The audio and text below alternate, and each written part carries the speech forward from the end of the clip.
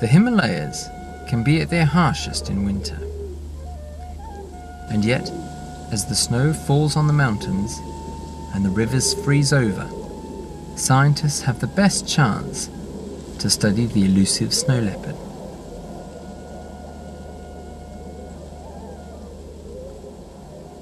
The mountainous region of Ladakh is situated in the northern Indian state of Jammu and Kashmir. Its capital, Leh, was once the crossroads of Asia. It's also the home of the local office of the Leopard Conservancy. The SLC in Ladakh, through scientific study, works towards minimizing the conflicts between local people and the endangered animal. So the SLC's mission really is to transform the situation of conflict between herders and wildlife into coexistence between the two, to the benefit of both. Plants must grow and flower quickly to take advantage of the short season of warmth.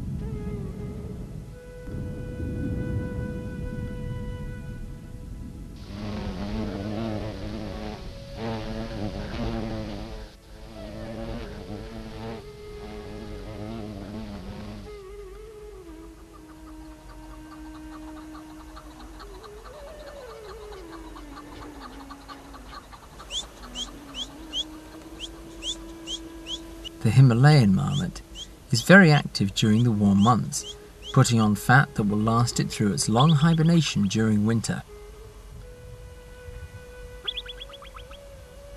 Using a chirping alarm call, the marmot warns others of danger.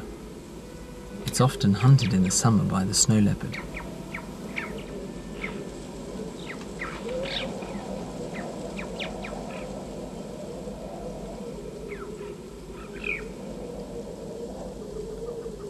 Another favourite prey of the snow leopard is the Bauer, otherwise known as the blue sheep. It's often said that where there are blue sheep, you'll also find snow leopards. Young blue sheep are born at the start of summer and later form into nurseries which keep close to the female herds. At any hint of danger, they run to nearby rock cliffs. Their agility on this treacherous terrain is their best defence against snow leopards or wolves.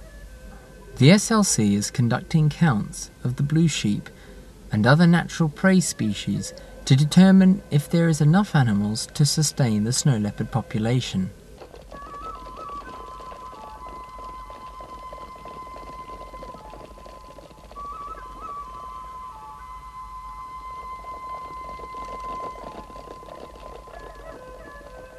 The wolf also visits more rocky terrain, where it will scavenge leopard kills and take domestic stock when it gets the opportunity. In such a mountainous country with few roads, horses are used to carry loads and people. When not in use, they are left to graze away from the village and are occasionally killed by wolves and snow leopards. It's no wonder then that the local people try to kill these large predators. Outside national parks and in remote places, traps are built by digging a deep pit and lining it with stones that slope in towards the top. Meat is placed at the bottom to entice wolf or leopard. Once inside, it can't leap out again, and the unfortunate animal is then stoned to death.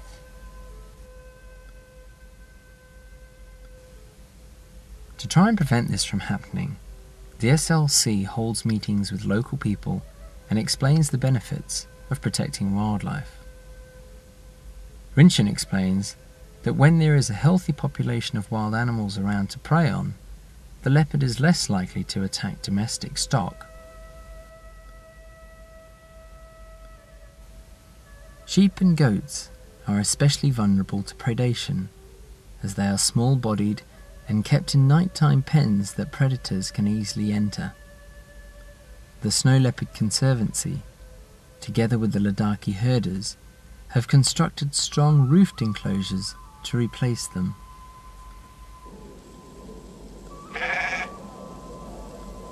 The SLC also encourages better herding practices, as carelessly guarded flocks are an easy target for a hungry snow leopard. For the nomads on the Chang Tang, livestock is essential for their livelihood. But if a leopard gets into an enclosure, it will most likely try to kill all the sheep and goats in a hunting frenzy. This is a huge loss for the herders.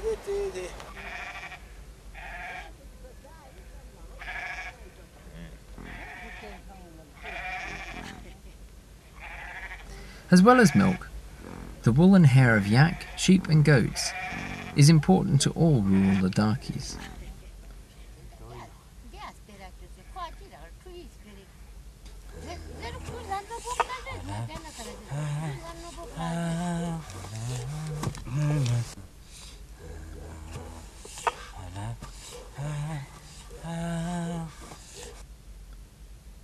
At meetings, Rinchen points out ways the villagers can use wildlife and tourism to generate more of a cash income.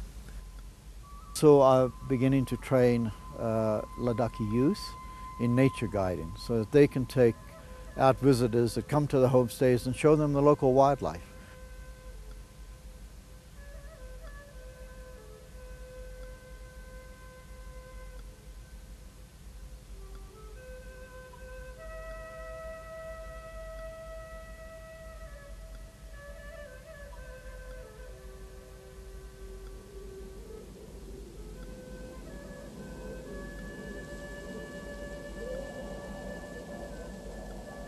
All too quickly, the colder weather arrives.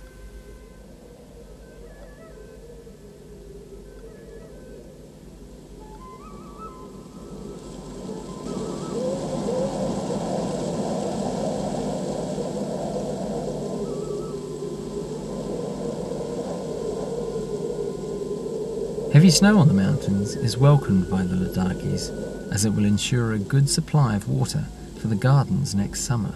But for now, most water is frozen.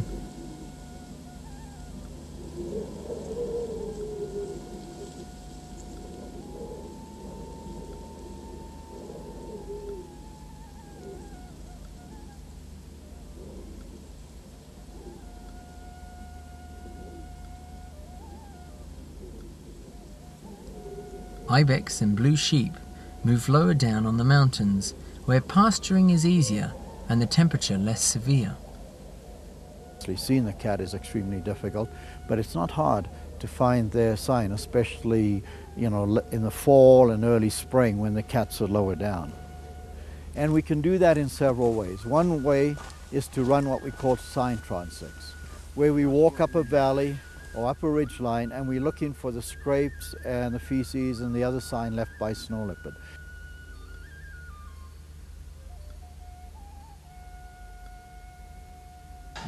And we want it probably about like that. So, when they stand, they stand with their feet on here and their feet on there. And so, if we got it about like that. Yeah. This site, H4A Rinchen, really produced the best results last year. Jigmut's Rock, we probably got like 15 pictures from it in the 2.5 months that we had cameras up. And what I would like to do now is collect the hair. We've got a camera trap about 30 meters up the trail here, and we're trying to match the picture with the cat with its hair for later lab analysis. It's been sprayed over many generations by different cats, and so it's like a common visiting post where all the cats come, and from the scent they presumably tell the gender and the individual who left the scent here, and knowing that, they can decide to either come this way or maybe they should stay away, it's not safe to do it. And the cat is cheek rubbing on this, and when it cheek rubs, the loose hairs are coming out, and what we're looking for are hairs that have follicles on them, because the follicles of course contain the DNA, the nuclear material. And that is what's going to identify the different individuals. To get an estimate of how many leopards there are in this part of the Hemis National Park, the SLC conducted a survey during the winter of 2004. Camera traps were put on well-used leopard trails and also in more remote locations to see how far the cats travel. 12, 18, 18th of December somewhere.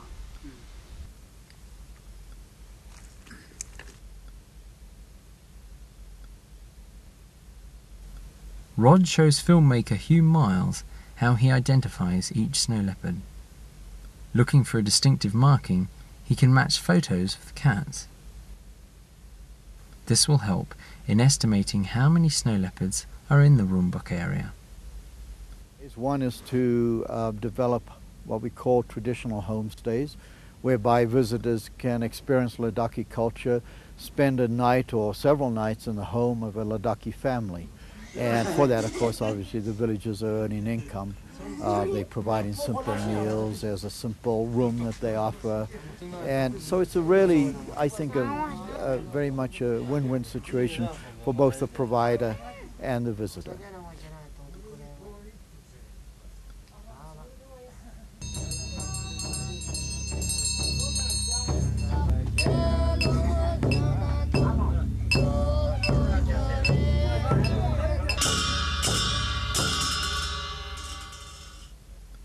Sometimes during the course of their work in distant places, the SLC team stays in the houses of local people. This gives them a chance to discuss local concerns regarding wildlife. With the horses loaded, they head back to camp, but first they must cross several frozen rivers. These can be treacherous. On their return journey, Rodney checks the recordings of events at cameras placed in a side valley. There's event number 2 at 4:13, and that's when Rob came through and it reset it. And now we're looking at 1:20 today, so it was this morning. And the cat event number 3 came through at, oh, that's very interesting. Anybody want to take a guess? But what Rodney cannot guess, and what he will not know until the films are developed later, and will bring an even bigger smile to his face, is the stunning photograph of a leopard caught in the flash. In actual fact, it's the slightly blurred image of a snow leopard mother and 2 cubs. It's definite proof that the animals are breeding, and that there could be a viable leopard population in the region.